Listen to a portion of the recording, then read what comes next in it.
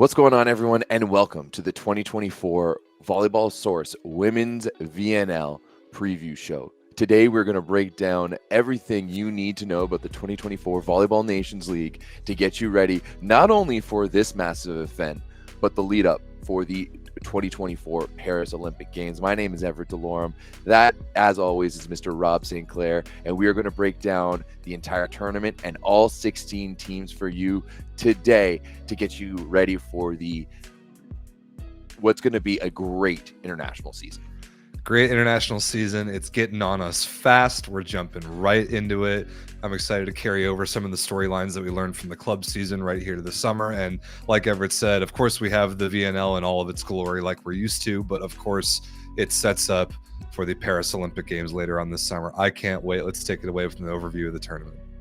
Okay, so the Volleyball Nations League will consist of 16 teams, each of which will play 12 matches throughout what we call the preliminary round of play. That will be 3 weeks of preliminary round play, a week on, then a week off, then a week on, etc. And for each week on of preliminary round play, 8 teams will head to 2 different sites across the world, which we'll talk about in just a second. And during each week, each team will play only 4 matches in 6 days. So you're not necessarily guaranteed to play all the other teams that are at the same site as you in a given week. After the 3 weeks of preliminary round play, the top 8 teams will advance to the VNL finals in Bangkok, Thailand, although the hosts in Thailand get an automatic spot. So it's really the top 7 teams that are looking for that berth in the finals. And very importantly for this VNL in particular, there will be no relegation. The last place ranked team is safe, as next year the tournament will expand to 18 teams. So no relegation, and also it effectively does away with the core and challenger team designations for the 2024 tournament.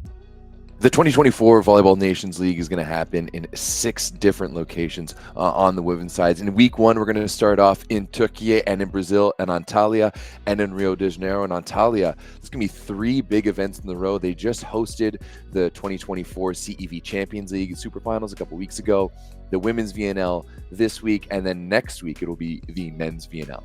Now in week 2, we'll be headed to Macau, China, and Arlington, Texas, the location of last year's Super Finals. And then finally, in week number 3, they'll be headed across the Lani Bay to Hong Kong, and finally to Fukuoka, Japan. And then for the finals, we're going to keep things in Asia and head over to Bangkok, Thailand. And Thailand has traditionally been a fantastic host for weeks of VNL in the past, so I cannot wait to see what the fans bring out for the finals in Bangkok. As for the 16 teams that will be participating in this year's Women's VNL, we have a little bit of a different way of grouping our teams this year. No more core or challenger designation, as nobody's getting relegated this time around.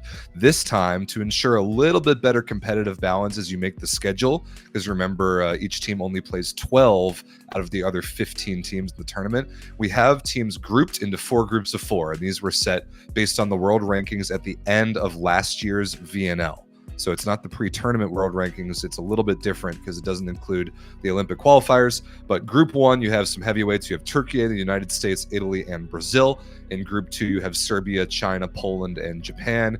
Group 3, you see the Dominican Republic, the Netherlands, Germany, and Canada. And in Group 4, you have Thailand, Bulgaria, France, the newcomers, and Korea. And the way it works is that no matter what group you are in this year for the VNL, you will play exactly 3 teams from each of the 4 groups. This is good. This is a good change. I like this for ensuring a little bit better competitive balance and taking away some variance in the draw of the schedules. Of course, the 2024 VNL is big for other reasons, it being a massive component of the qualification process for the 2024 Paris Olympic Games. Now, a number of teams have already qualified for the Olympics, including France, who the newcomers to the tournament are also the hosts this year. So a big year for the French women's national team. And then, of course, there was the Olympic qualification tournament that happened in the fall. The qualifying teams from the OQT, as we like to call it, are Turkey and Brazil, who qualified out of Group B, Dominican Republic and Serbia, who qualified out of Group A, and then USA and Poland, who qualified out of Group C. Now, to round out of the rest of the tournament, they're going to pick the 5 highest ranked teams, with one of those spots having to go to an African nation. Currently, that's Kenya sitting in 21st, and we don't see that changing anytime soon. But for those other 4 spots, all of those competing teams are actually competing here at the VNL. Now, the race will end on Monday, June 17th, right after the preliminary round, where the 4 highest ranked teams who have yet to qualify will be added to the round out the 12 team roster of the Olympics. To take a look at that Olympic qualification race in a little bit more detail, just like Everett said, really effectively, there are 4 spots left for VNL teams up for grabs because the 5th one will go to the highest ranked team out of Africa. Right now, heading into the tournament, those 4 teams who are the highest ranked in the world, not already qualified, are Italy, China, Japan, and the Netherlands. You can see their rankings there. You can see their world ranking points there. It's an important reminder that in every single match, depending on your team's world ranking, your opponent's world ranking, and the score of the match, your world ranking points value will change. And now this year, Volleyball World's website actually allows you to see what the potential point outcomes will be based on potential scores of the match. So give that a look on the website. But in my opinion, this race is going to come down to 2 teams. It's going to come down to the Netherlands and Canada for that very last spot. I think Italy and China have enough of a cushion that they're going to be in regardless of how their VNL goes. And Japan would have to mess up pretty spectacularly and lose a lot of points to fall out of the Olympic picture as of right now. So keep an extra special eye on the Netherlands and Canada, who, by the way, play each other the second to last match of the preliminary round before the Olympic bids are given out. Now, before we get to the actual rosters and breaking down some of the teams, we're just going to break down how some of the rosters work. At the beginning of the season, all teams name a 30-person roster. So that's 30 athletes that they can pick and choose from for the 3 weeks. Before each week, they're going to name a 14-person roster, and they can pick from those athletes for each of the matches. Now, you also have 4 additional traveling players who can travel with the team and help the team with training. Now, note, in the Olympic Games, it's a limit of 12 athletes per team with 1 alternate who can't be a part of the ceremony and can't stay at the athlete village and is only used for emergency situations. Okay, all that said, that is how the tournament works. That is how the VNL picture affects the race to the Paris Olympics. Now let's go team by team, check out what they've done lately, what they did last year's VNL, what their Olympic qualification situation is, and our opinions on what you can expect from them in this VNL tournament. All right, first things first, we are going to break down Brazil.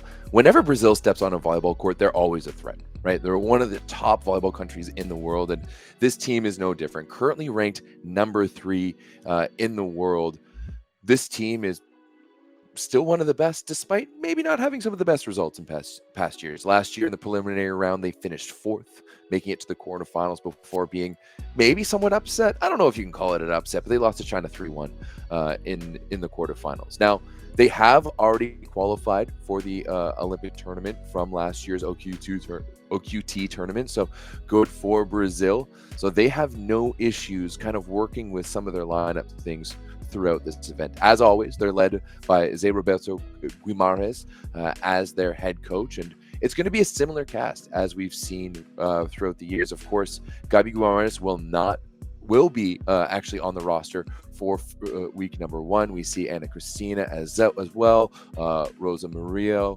We have Macris Setting, Kissy most likely on the right side as well. One notable omission for week 1 for Brazil is Thaisa, but given that she's maybe a little bit older than age in some of these players, it's not surprising that they're going to give her a little bit of time off before jumping back in, as she was still one of their big pieces in last year's Nations League. Next on the list alphabetically is Bulgaria, ranked 20th in the world, only won 2 matches in last year's preliminary round. Fortunately for Bulgaria, in this particular edition of the VNL, there is no relegation. And honestly, that's kind of the best thing Bulgaria's got going for them, in my opinion. They have no chance to qualify for the Olympics. They really have no chance to do a whole lot of damage at VNL. They're missing some of their superstar players from the past. I do like Todorova, their libero, is a player that I like. But if your libero is one of your best players, you might have some issues maintaining relevance in this year's Nations League. Bulgaria will probably take a step back here, get ready for next year's VNL, where relegation is very much back on the table. All right, next up we have my home and native land, Canada. Now, Canada's only been in the Nations League on the women's side since 2021 after qualifying through the Challenger Cup in 2019, and it's been massive for their growth and climbing up the ranks. Now, but there's never been a bigger one than this one, with qualification on the line, only 22 points behind the Netherlands in the qualification race. Every match is going to matter, and this one is no different. It's going to be the same cast of characters for Canada that brought them to 10th at last year's VNL. They finished 6th and 6th. And remember, had they beat Thailand, one of Thailand's only 2 wins was against Canada, they probably would have qualified for the finals. Now, qualifying, what they do at the playoffs potentially doesn't really matter for qualifications, but my assumption is between them and the Netherlands, whoever manages to qualify the playoffs will be the one to go to the Olympics. As we mentioned, it's the same cast as normal for Team Canada, led by the only female coach in women's volleyball, Shannon Windsor, and then of course a great cast that we've known to come and loved over the past few years. Alexa Gray is going to be ready to tear some balls off after maybe having not such a successful season at Exhausted, but Kiera Van Rijk just signed a really big contract with Vakif Bank, and Brie King has continued to dominate in the Brazilian league. It's going to be really interesting to see how the supporting cast players like Casey Yost, the libero, Hillary Howe on the left side, Andrea Mitrovic, and of course down the middle might be the most important part. We're going to see if usual captain Jen Cross is going to be able to make her way back into the roster. She hasn't played since last year, but she is on the verge and rehabbing back in Vancouver, with still that middle core with Maglio, Lane Van Buskirk, and Jasmine White is going to be really strong for this Canadian team. But everything rides on this VNL for the 2024 Olympics for Team Canada. Next on the list, we have China, a traditional powerhouse, currently ranked 6th in the world, finished actually 5th, incorrect there on the screen, 8-4 last year's preliminary round before kind of almost out of nowhere, storming all the way to the final at a really, really good VNL playoffs last year in Texas, losing 1-3 to Turkey in the final, and nobody on the planet was beating that Turkish team last year. Even though despite that, China then went to the Olympic qualification tournament last year and did not play as well as they expected. They did not qualify through that phase, but they hold the 2nd of 4 qualifying spots in the world rankings right now. In my opinion, China is pretty comfortably in position to go to the Olympics again, where they are a mainstay. Big storyline is that we expect that the legendary Zhu Ting will be back with the Chinese women at some point this summer. She might take a couple weeks off at the beginning of VNL, but she will be in the picture heading down the stretch at the Olympics, across from one of the great left sides in the world, the left-handed Li Yingying. China, as far as how they approach VNL, I guess we'll have to see on how passionately they try to pursue winning the tournament versus just kind of maintaining their world ranking where it is at and preparing to filter down their roster to the 12 that will in all likelihood represent the Chinese at the Olympics in Paris. All right, next up we have another one of our NORCECA teams, the Dominican Republic. And now Dominican, I think, is going to be a really interesting team this year because they surprised everyone by qualifying through the Olympic qualification tournament last year, narrowly beating Canada and then upsetting China as well to get that 2nd spot behind Serbia. So they have a little bit more leeway with their roster this year. And so that we're not really seeing some of their big stars coming into week 1, but still it is going to be most of the same cast. We're going to see Janiri Martinez, Braylon Martinez, Bethania de la Cruz, I'm sure is going to be coming off the bench just like we saw last year.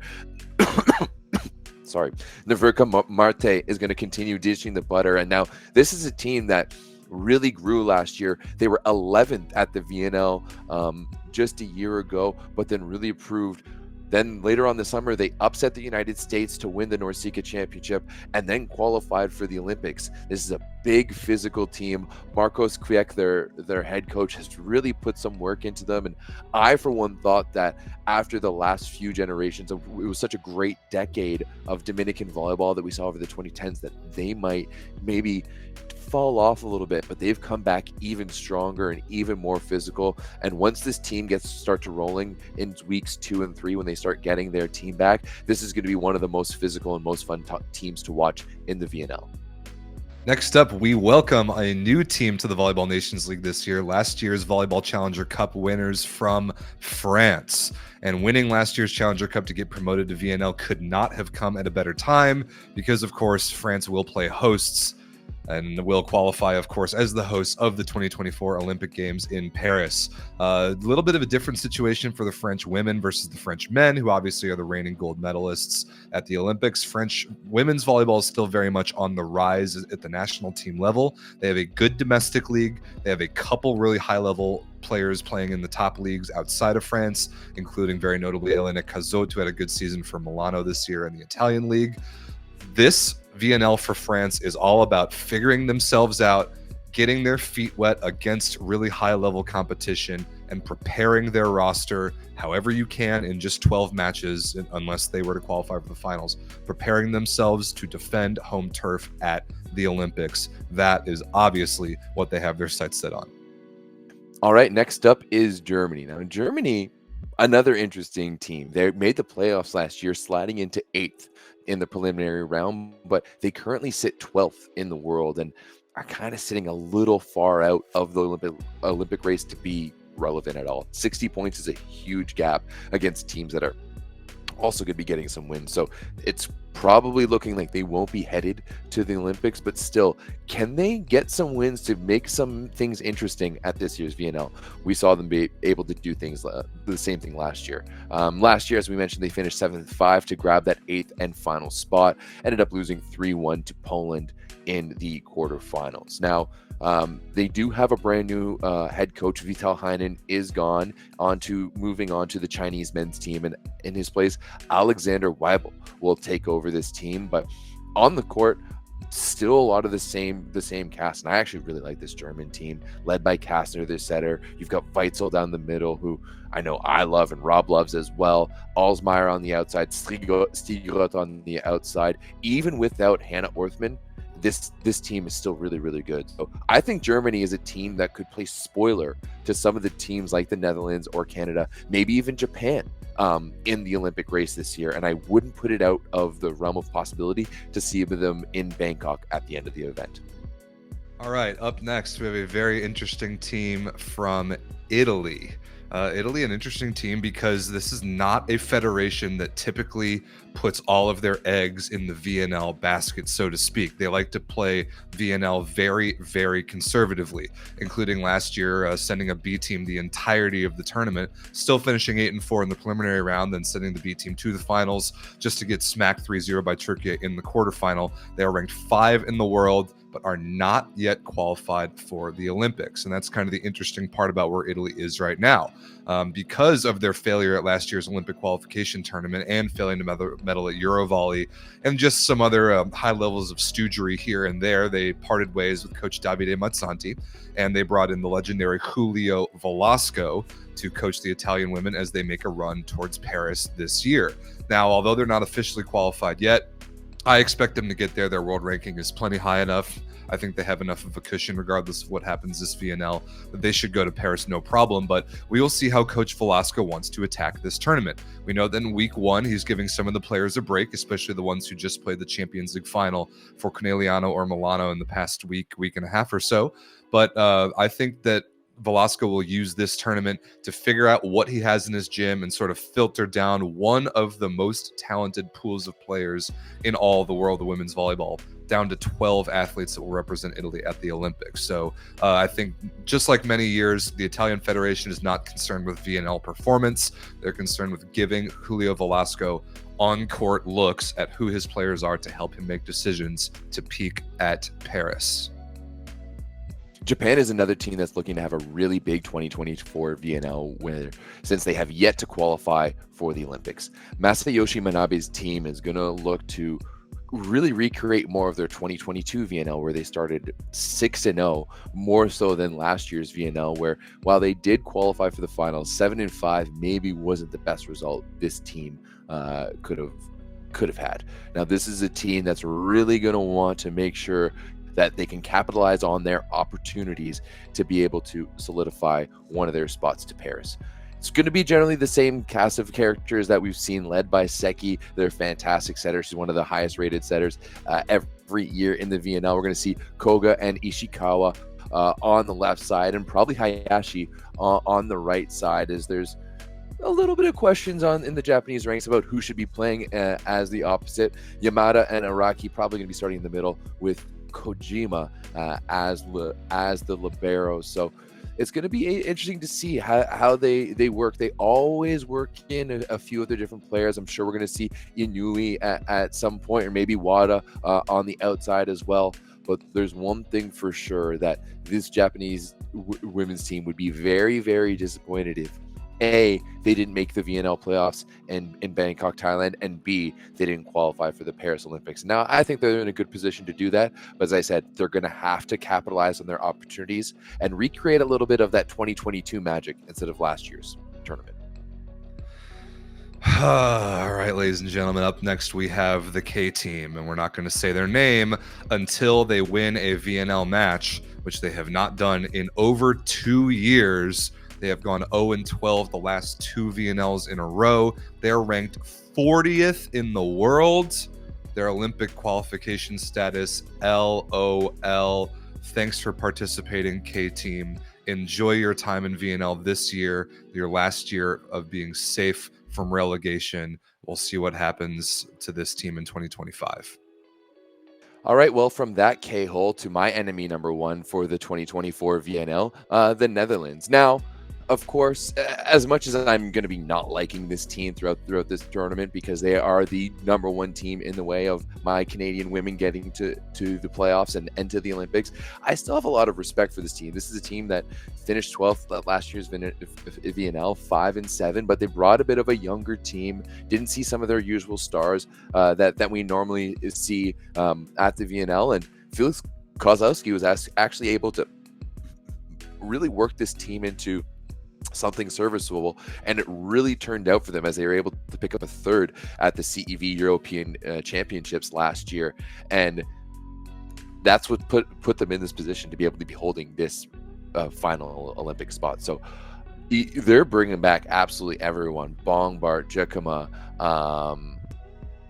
all of their big names. None of their big names that we've known from the big Canigliano teams, or teams that will be playing recently, won't be in week one, but we are still going to see the entirety of this Dutch team. And I think, much like Canada's week one is going to be massive for them, I think the same thing for the Dutch. They really need to set their tone in week one in Antalya, but that's going to be tough, playing some of the big teams, including the host Turkey at home with all of their big guns. It's going to be a long road for the Dutch, and I will honestly be cheering against them, no doubt, in 2024. I can cheer for them again in 2025, but I am the number one Dutch hater for this year. Love this team and what Felix Kozlowski has done by principle, like watching them play, but enemy number one for this year. Up next, a very fun, relatively young, sort of Cinderella team as far as the global scene of women's volleyball. It's Poland.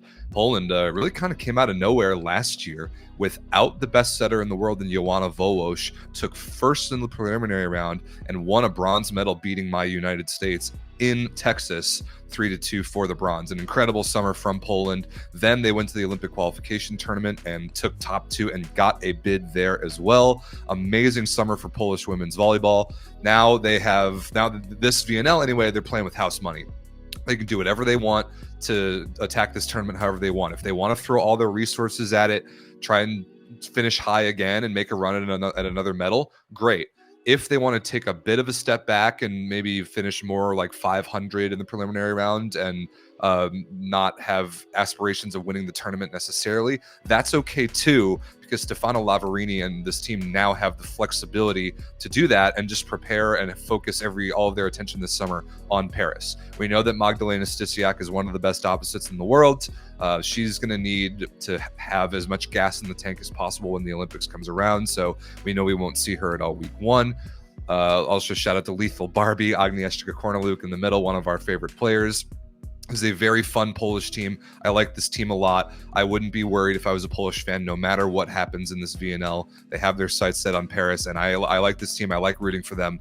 Unless if I hear Polska, biało, czerwoni, if I hear that about 15 more times, I might have to stop rooting for Poland. But in the meantime, I like this team a lot, and I'm excited to see them at the Olympics later this summer. Next up, we have one of the world's best teams in Serbia. And while they may be one of the world's best teams usually, I doubt they will be for the 2024 VNL because they are going heavy B team vibes for Coach Giovanni Guidetti's team. Now, usually we've seen this team be very strong. Even back in 2022 when they brought a B team without Tijana Boskovic, they are able to make it all the way to the bronze medal game and win a bronze, even upsetting the United States in the quarterfinals. However, this year's B team vibes is a serious B team.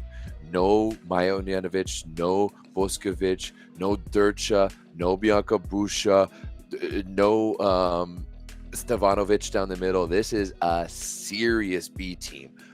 Some of the few names that you may recognize, Anna Bielica as the opposite, Sarah Lozo on the outside, and Katarina Lazovic on the outside as well. Other than that, I couldn't see Serbia really making the playoffs at all at this event, which ultimately is going to be good for any team like Canada or the Netherlands, maybe even Japan, who are looking to solidify their spot in the Olympics and get some points back against a Serbian team that is going to be a little bit undermanned this year.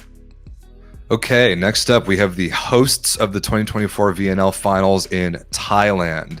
Now, although Thailand gets the automatic bid to the finals, they've got some serious work to do, even in the preliminary round. It won't matter for them as far as their qualification or their world ranking, because in my opinion, they don't have a chance mathematically of qualifying for the Olympics. But this team, the last couple of VNLs, just has not quite been good enough, in my opinion. Last year, they finished 0-8 in their last 8 matches. They went 0-12 in sets at home in week 3. Definitely not good enough for one of the most beloved teams in the world in Thailand. They're hosting the VNL finals. Their federation does a terrific job at hosting events.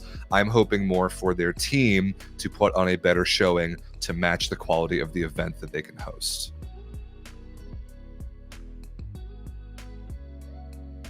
Now, almost last but definitely not least is Turkey. This is a team that has really blown onto the scene in the past few years and is probably the favorite to win the gold in Paris later on this summer. They will finally won their first major event last year by winning the VNL and beating China 3-1 in the final. Daniele Santarelli, hands down the best coach in volleyball. Doesn't matter men's, women's, beach. It doesn't matter. He is the best. He is back, and so is what is a star-studded cast. And we're going to see this cast full right from week 1. Of course, they are hosting Antalya. Actually, wouldn't be surprised if maybe they sent maybe more of a B team to play Arlington in week number 2 before they let the A team head over to China Asia for the last week and potentially the final. But this Turkey team has their eyes set on gold when they have their team with Melissa Vargas on the right side and Ebrar Karakurt on the left. There's not many teams in the world that can match that amount of firepower. Doesn't matter if they have Özbek Kansu or Elif Şahin setting.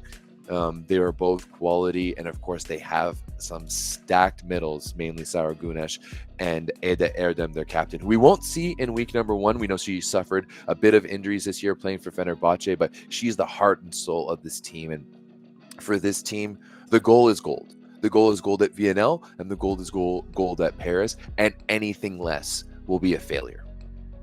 Last but certainly not least, the number 2 ranked team in the world, but the number 1 ranked team in my heart and yours.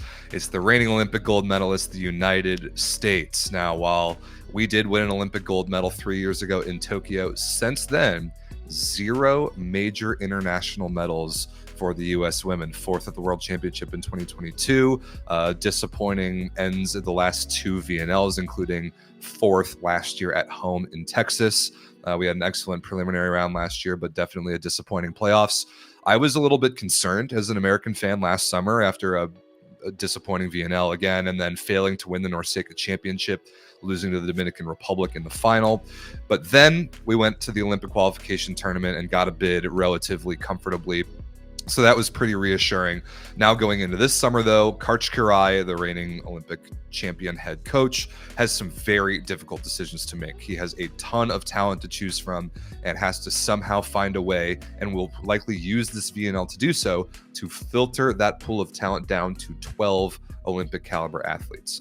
However, one of the big question marks since Tokyo has been the outside hitter position, something that a lot of American fans have been real concerned about. However, since this club season that we just finished watching within the last week and a half, I think that question is answered. In my opinion, the two starting outside hitters at the Olympics will be Catherine Plummer and Kelsey Robinson-Cook. They played next to each other. They were a passing, receiving unit the entire season for Conegliano. That team won more trophies than they lost matches this club season. It was an incredible run anchored by those two players. So I think that answers one very difficult question. I'm excited to see Jordan Poulter back at the starting center spot for the first time in a while. I think we'll see the two main opposites still in Jordan Thompson and Annie Drews. We'll have to find 3 middle blockers. We'll have to find 2 backup outside hitters, and we'll have to find a backup setter. And then assuming Justine Wong-Orantes will be the libero. So definitely some tough decisions to make. Expect to see a lot of different bodies in VNL, especially the first couple weeks. This team will hopefully use the later parts of VNL and the VNL finals as an opportunity to practice winning. Winning is a skill. Winning is a skill that this team has not practiced nearly enough the last couple of years since winning Olympic gold. This is a tournament that the United States, I think, should prioritize winning. We can go out and win this tournament, galvanize our Olympic roster in the process, and head towards Paris as the defending champions with a ton of confidence. All right, that is our breakdown of all 16 teams and rosters for the 2024 VNL season. It's going to be a big one, and Rob, there's a few things that I think we're going to have to look out for throughout the course of the next month or couple of months or so as we go throughout this. And one of them for me is teams looking to go up against Serbia. Because Serbia is one of the top-ranked teams in the world, and because they're not going to be rocking with, like, in past years we've seen them go far with a pretty good B team, but we're not even getting the B team. Like, we're getting the next level of athletes for Serbia. So I think it's going to be really interesting for teams to go up against them and try to get some points. Luckily for me, Canada plays them in week 2. Netherlands doesn't play them until week 3, so hopefully they've bumped down the rankings a little bit since then to give the Netherlands less points when they potentially beat them. Yeah, that's a great point, because like we were saying about the world ranking point formula earlier, it takes into account your team's world ranking, your opponent's world ranking, and the score, but it doesn't take into account what players are playing for you. Like, Serbia right now ranked 4 in the world. If they struggle in VNL without a lot of their big players, they're going to be surrendering a lot of world ranking points. It does not take into account what athletes they have. So that's definitely going to be a matchup that teams, especially like Netherlands, Canada, Japan, even teams are going to circle that. Germany, sure. Teams are going to circle that match on their calendars to try and maximize what they can get out of it world ranking points wise if they're chasing down one of those last couple Olympic spots. Yeah, 100%. I don't think it's going to affect Serbia that much in the long run, and obviously they know they've already qualified, so they're getting ready for later on, and their team is a little bit older. I mean, Maja Ojanovic played in the 2012 Olympics, so like this is a little bit of an older team right now for Serbia, so they're going to be taking the month off, but those other teams are really going to see some of those opportunities. What other storylines do you think we're going to see this year, Rob? Just a lot of different teams using the VNL for a lot of different things. We kind of covered it in each individual team, but it's just such an interesting year, being that it's an Olympic year. Some teams have already qualified. Some teams are using the VNL to try and qualify, and then a couple of teams just have no chance. But because there's no relegation on the table, everybody has, like, maybe except for like Germany, Netherlands, Canada, maybe Japan, except for those couple teams, there's sort of a lot more freedom to use this VNL for kind of however you want to use it, whether it's to polish yourselves or filter down your rosters towards the Olympics, or just to kind of get new players in the mix and build experience for the next couple of years. However you want to do that, there's a lot of options for teams in this VNL, and we're going to see new faces like we always do. I remember last year, when we did this video, we tried to pick who our breakout players were going to be, and we were nowhere close because we just have no idea who is going to play when and how. It's just really difficult to project until we get into the tournament and start seeing how teams are attacking this thing. So this year's going to be even more interesting than many in that regard. And I think kind of the last thing we got to do, we got to pick who's going to win. We don't get to pick who's going to get relegated this year because it's nobody. But who's going to win the VNL? We know who we who'd want to be the relegated. team that shall not be named until they win a match. Who's going to win, and what 4 teams are going to get the last Olympic spots? Go ahead and start us off. For me, it's pretty easy. I think Turkey is going to win. That team is primed and ready to go, and they're going for gold this year, right? Like, as I said in their season breakdown, anything less than gold is unacceptable for Turkey. So they're absolutely need to go for it. And when looking at the 4 teams, Italy and China, they're already going to be in. There's no way they're going to lose their spot. I think Japan is going to keep control, and obviously I think Canada is going to take over the Netherlands. And that, for me, like, that's not just a homer pick. I think that we've seen Canada do consistently better than the Dutch at VNL, and I know there's been some different rosters, but they have, and Canada has continuously bettered their results at VNL, and I think this year is going to be another year that they're going to be able to do that. I love this team. I love this composition. So many of these athletes are having impacts elsewhere in the world, and now they're going to come back together one last time to qualify for the Olympics. Can't wait to see. Yeah. How about you, Rob? What are we looking at? So I'm going the exact same as you for my Olympic picks. I think Italy and China are safe. I think Japan holds on. I'm not quite as convinced. They're only up on the Netherlands by about 20 points. They would have to drop down 2 spots in order to miss out. But Japan is a team that doesn't always get a ton of world ranking points even when they win. It's not a team that's built to win 3-0 all that often. It's a team built to kind of outlast people, and you do get more world ranking points for a 3-0 win versus a 3-2 win. I think that doesn't quite play into Japan's hands the same way just because of who they are as a team. They're smaller, they're incredibly technical, very good defenders, but sometimes they'll lose sets here and there just because they can get overpowered every once in a while. I still think they'll hang on to an Olympic spot just because they're starting at a good enough place in the rankings. But I agree with you that I think there's a very serious chance that Canada overtakes the Netherlands. I really like the improvement that we've seen from Canada VNL to VNL ever since 2021. They've gotten consistently better with the same cast of characters. I think that's really important. The continuity with this team under Shannon Windsor has continued to get better every international major opportunity that they've had. And I think this is a summer when they understand exactly what's in front of them. I think they're ready for it. And the Dutch have just been a kind of a team that, other than that one random bronze at Eurovolley last year, they've kind of stayed stagnant as a team that hasn't made as much progress as Canada has. As for my winner, I'm going to go against the grain. I'm going to pick the United States for one reason, because if I don't pick the United States and then they win, I think I have to retire. So I have to do that even if they have a remote chance. But this team hasn't medaled in a major international tournament since the Olympic gold that we won in 2021. Like a disappointing world championship in 22, disappointing VNL playoffs anyway in 22 and 23. This is a year when, kind of like I was saying in the US team preview, we got to practice winning. Winning is a skill. We got to practice it. Now is the time. I think once we figure out, and I think we now have figured out, that Catherine Plummer and Kelsey Robinson-Cook will be the outside duo. I think that brings a lot of clarity that we haven't had for the past 2 years at the outside hitter position.